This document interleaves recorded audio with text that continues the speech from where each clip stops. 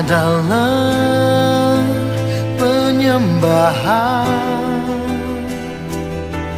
Kau ciptakanku dalam kemuliaan-Mu.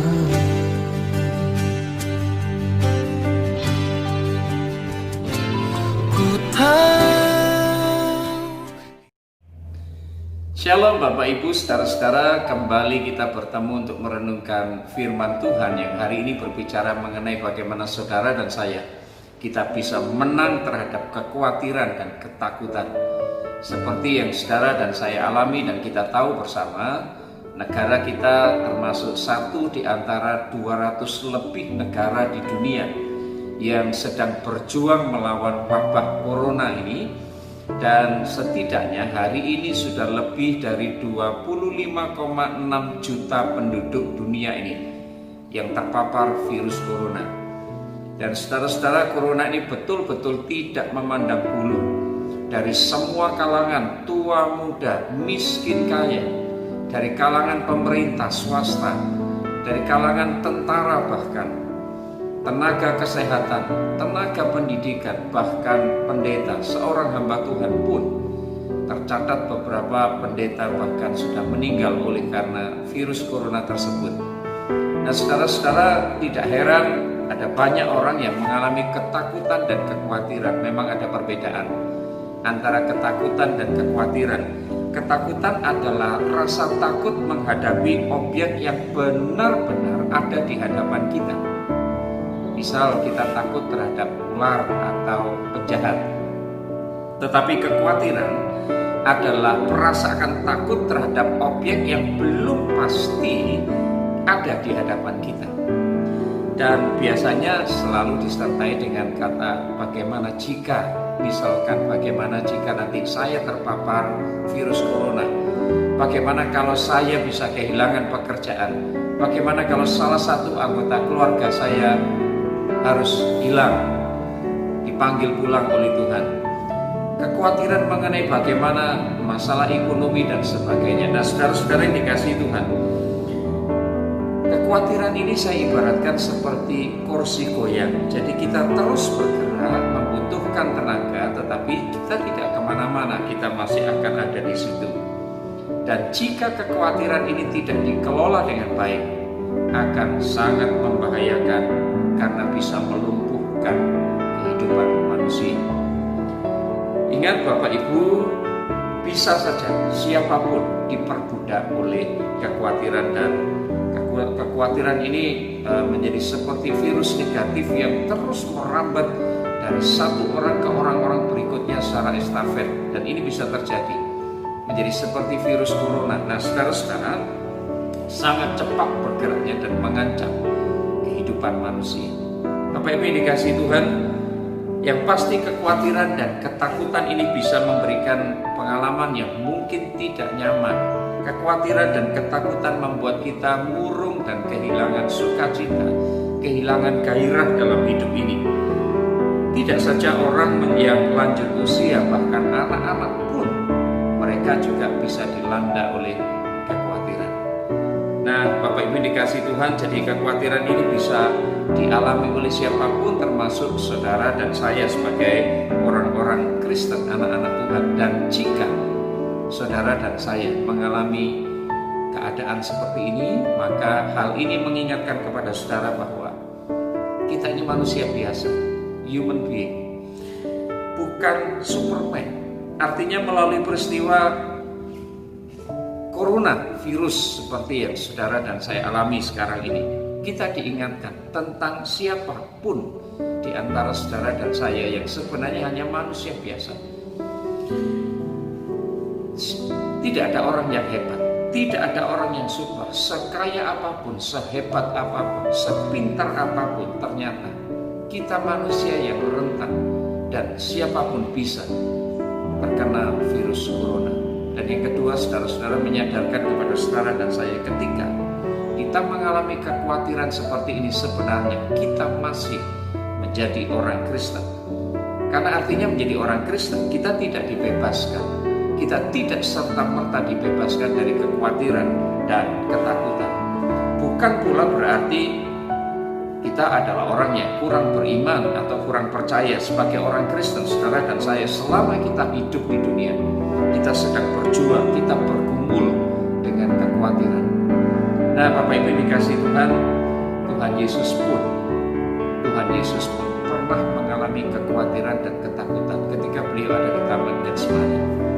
Ketika beliau ada dalam ancaman mengenai bahwa dia akan segera ditangkap dan kemudian akan disalibkan. Nah, saudara yang dikasihi Tuhan, kita tahu dalam pergumulan Tuhan Yesus di Taman Getsemani, Tuhan Yesus harus berjuang untuk menghadapi kekhawatiran dan ketakutan yang secara manusia dia juga alami. Saudara bisa perhatikan dalam Matius pasal 26 ayat 38. Alkitab berkata seperti ini, hatiku sangat sedih, seperti mau mati rasanya. Bahkan Lukas 22 ayat 44 mengatakan ia sangat ketakutan. Peluknya menjadi seperti titik-titik darah yang bertetesan ke tanah. Ini menunjukkan bahwa Tuhan Yesus pun berjuang untuk menghadapi kekhawatiran dan ketakutan. Hanya perbedaannya, saudara dan saya perlu tahu, ketakutan dan kekhawatiran yang dialami oleh Tuhan Yesus itu jelas berbeda dengan ketakutan dan kekhawatiran yang saudara dan saya alami. Kita manusia menjadi khawatir dan takut misalkan oleh karena virus corona. Kita tidak tahu apa yang akan terjadi di depan kita. Tapi berbeda, Tuhan Yesus tahu persis apa yang ada di depannya. Dan hebatnya, saudara-saudara, dia tetap berjalan untuk menuruti, untuk mengikuti kemauan Tuhan.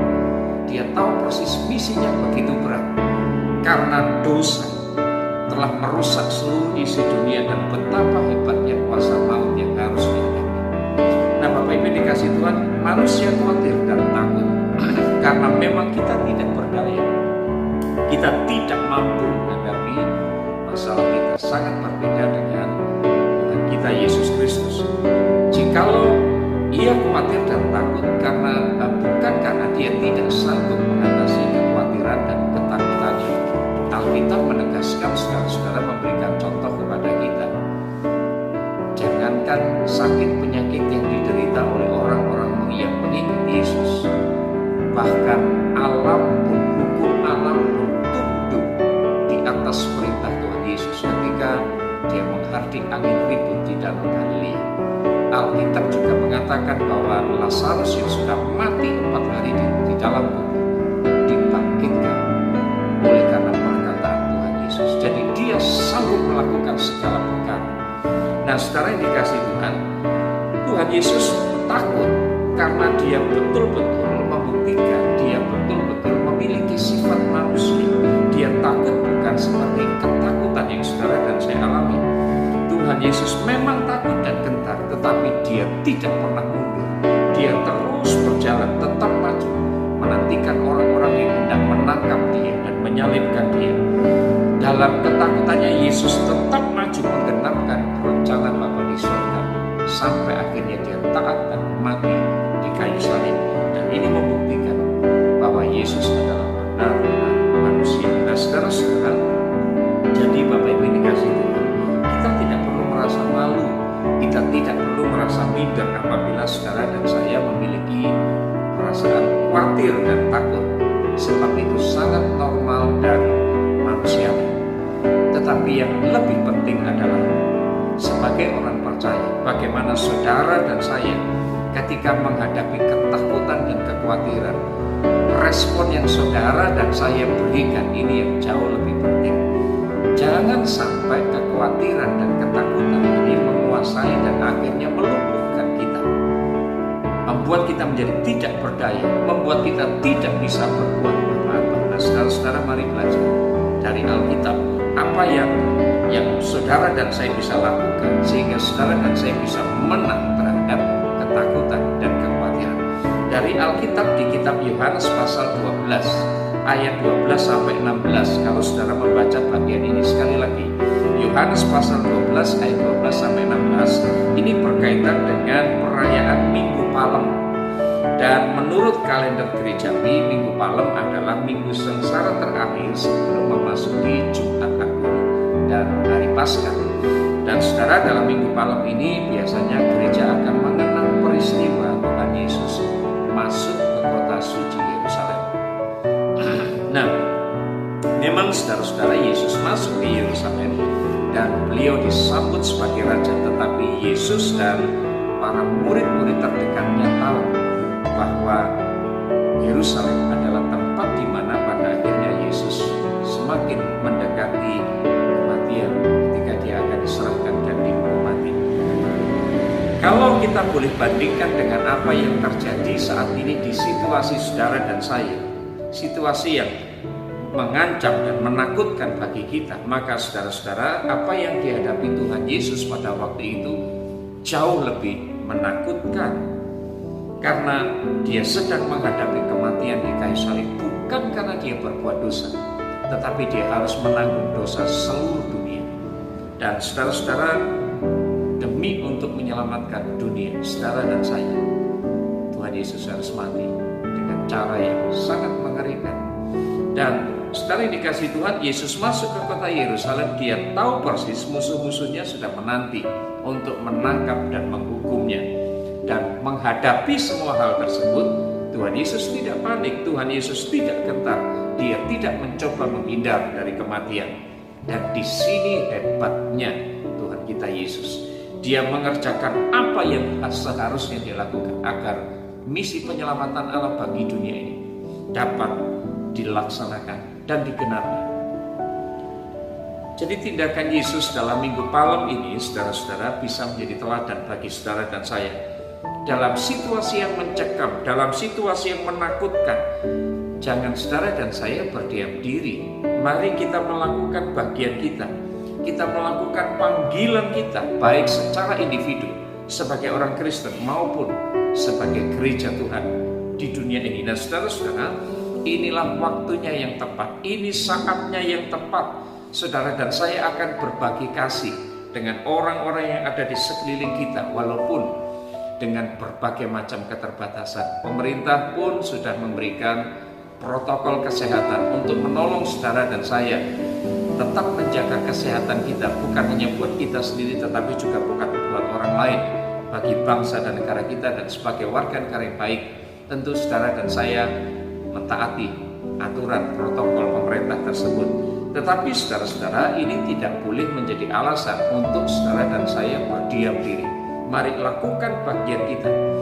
Seperti yang terjadi dan kita saksikan memang di dunia ini berada dalam ancaman virus corona. Tetapi justru di masa-masa seperti ini ada begitu banyak cara yang kreatif untuk saudara dan saya bisa berbagi kasih. Kita menawarkan perdamaian dan kepedulian terhadap sesama kita justru di saat-saat seperti sekarang ini. Saudara yang dikasihi Tuhan, bukankah ini yang sedang terjadi di dunia? Peristiwa pandemi corona ini memang menakutkan. Tetapi kita melihat ada sebuah peralihan, ada perubahan perilaku manusia.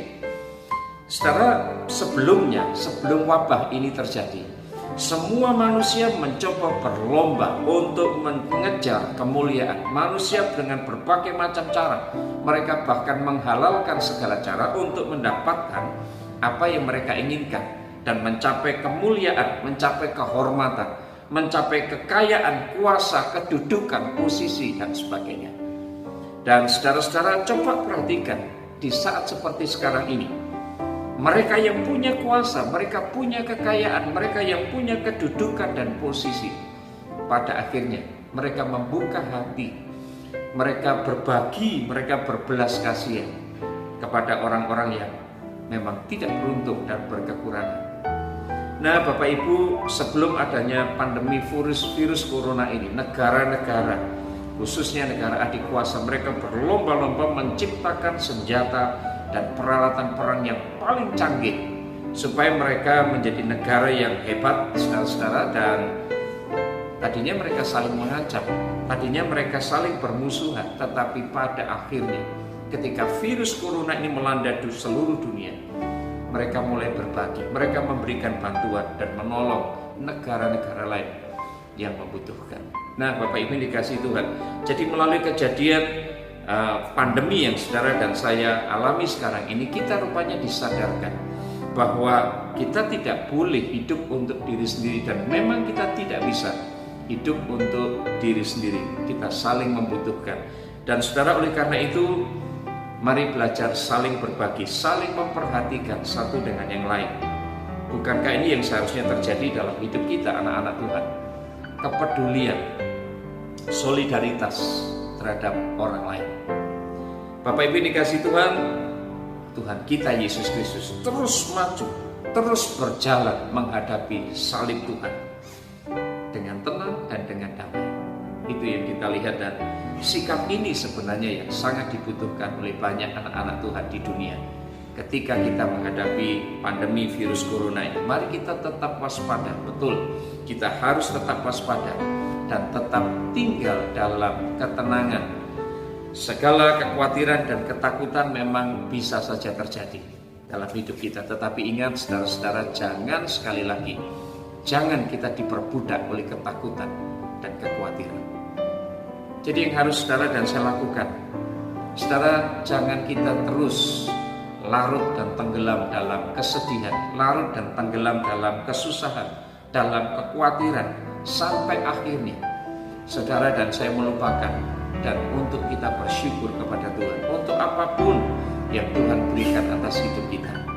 Berkat-berkat Tuhan, pemeliharaan Tuhan, saudara dan saya tetap sehat, keluarga kita masih utuh, saudara dan saya masih bisa bekerja. Walaupun mungkin tidak dalam bentuk investasi, kita sedang mempertahankan hidup. Saudara dan saya masih bisa punya kesempatan untuk beribadah. Mungkin ada yang online, mungkin ada yang offline jika itu memungkinkan. Saudara dan saya masih bisa bersekutu dengan yang lain. Bukankah itu anugerah Tuhan yang patut saudara dan saya syukuri?